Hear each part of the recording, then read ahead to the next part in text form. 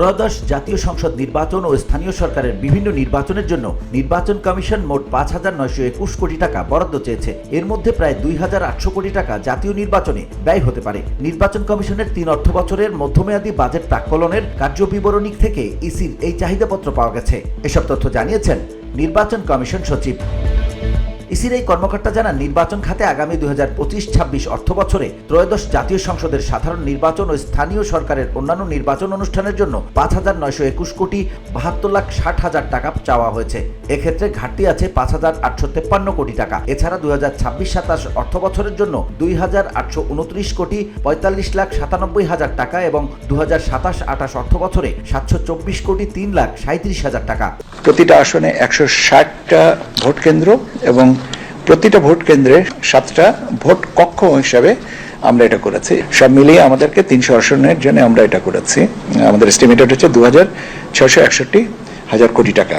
এর সাথে আমরা আরেকটা সাপ্লিমেন্টারি ইনফরমেশনও রাখি, সেটা হচ্ছে যে আমরা যদি 5% ভোট যদি কনস্টিটিউয়েন্সিতে বাড়তি ভোট করতে হয় যে কোনো কারণেই, সেটা হতে পারে বাতিল হওয়ার কারণে বা কোনো ভোটের ব্যাপার থাকে, সেক্ষেত্রে আমাদের যদি ৩১৫টা বাড়তি হয় তাহলে আমাদের এসে দাঁড়াবে ২,৭৯৪,০০০ কোটি টাকা। তিনি আরো জানান, ২,৮০০ কোটি টাকা সংসদ নির্বাচনের জন্য চাহিদা দিলেও তা কমে আসতে পারে। সবকিছু ভোটের সময়কার পরিস্থিতির উপর নির্ভর করবে। ইসি সচিবালয়ের সঙ্গে বৈঠকের পরই সম্ভাব্য ব্যয়ের সঠিক পরিসংখ্যান পাওয়া যাবে।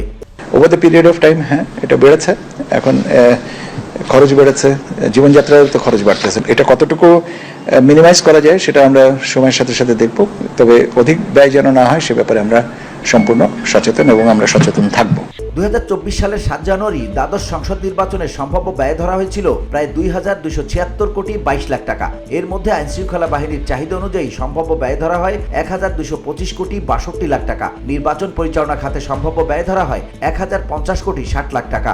২০১৮ সালের ৩০ ডিসেম্বরের নির্বাচনে আইন শৃঙ্খলা ও নির্বাচন পরিচালনার জন্য মোট ৭০০ কোটি টাকা বরাদ্দ ছিল, পরে তা আরও বেড়ে যায়। ২০১৪ সালের ৫ জানুয়ারির ভোটে মোট ব্যয়ের পরিমাণ ছিল ২৬৪ কোটি ৬৮ লাখ টাকা। এর মধ্যে নির্বাচন পরিচালনায় ৮১ কোটি ৫৫ লাখ টাকা এবং আইন শৃঙ্খলা বাহিনীর পেছনে ব্যয় হয় ১৮৩ কোটি টাকা। এই নির্বাচনে ১৪৭ আসনে ভোট হয়। ১৫৩ আসনে বিনা প্রতিদ্বন্দ্বিতায় নির্বাচিত হন একক প্রার্থীরা। অর্ধেক এলাকায় বরাদ্দের তুলনায় খরচ অনেক কমে আসে। ২০০৮ সালের ২৯ ডিসেম্বরের ভোটে ১৬৫ কোটি টাকা ব্যয় হয়, যাতে ভোটার ছিল ৮ কোটি ১০ লাখের বেশি। উপকরণ ও ব্যবস্থাপনা সহ সব খাতে ব্যয় বাড়ার কারণে ধীরে ধীরে নির্বাচনী বরাদ্দও বাড়ে। অষ্টম জাতীয় সংসদ নির্বাচনে ব্যয় হয় ৭২ কোটি ৭১ লাখ টাকা।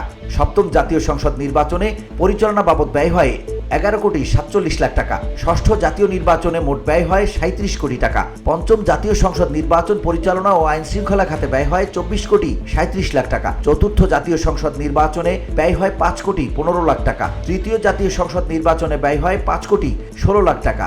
দ্বিতীয় জাতীয় সংসদ নির্বাচনে মোট ব্যয় হয় ২ কোটি ৫২ লাখ টাকা। এছাড়া প্রথম জাতীয় সংসদ নির্বাচন ১৯৭৩ সালের ৭ মার্চ ৩ কোটি ৫২ লাখ ৫,৬৪২ জন ভোটারের এই নির্বাচনে ব্যয় ছিল ৮১,৩৬,০০০ টাকা। VOD Bangla news desk.